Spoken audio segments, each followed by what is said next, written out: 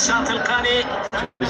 شكرا أكاديمية الاستبقاء لمدينة النهوض الحاضرة في حيجوم في هذا الموسم على مستوى البطولات الممتاز.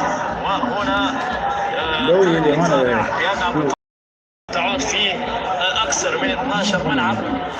طبعا هي المجازة من قبل الاتحاد السوداني لمواصلة اللعب وتقديم المستويات المميزة للنسخة 29 في بطولة الدوري الممتاز.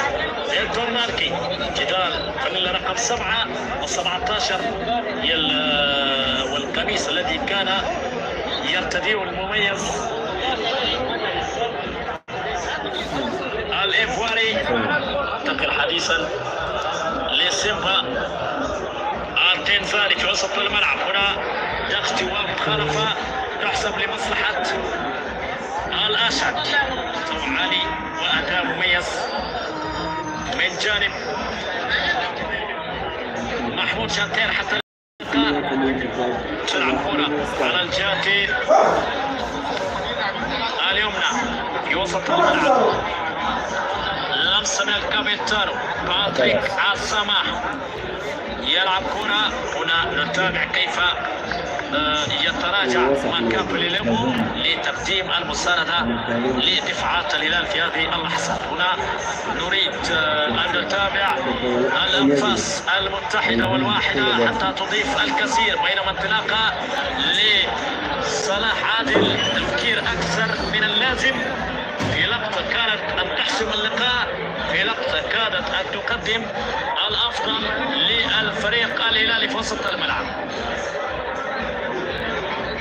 شكرا على كل الأسماء المتابعة لهذا اللقاء.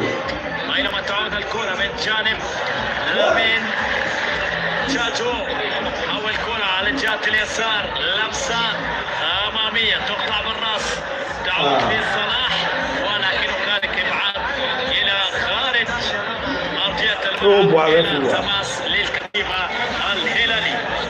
لمسة وعرضية كانت مثالية من جانب إبراهيم إيمورو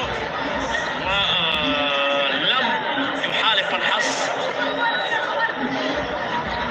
للكتيبة الزرقاء في هذه اللحظات. هنا أطهر تنفيذ بالطريقة الإنجليزية.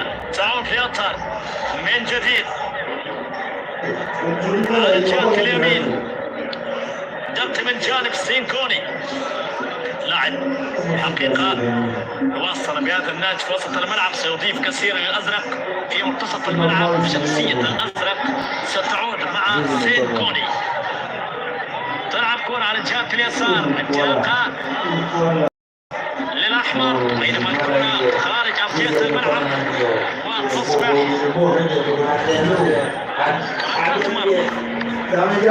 Abusama Mojini na yeba just a minute. Yeba say you will keep following yeba.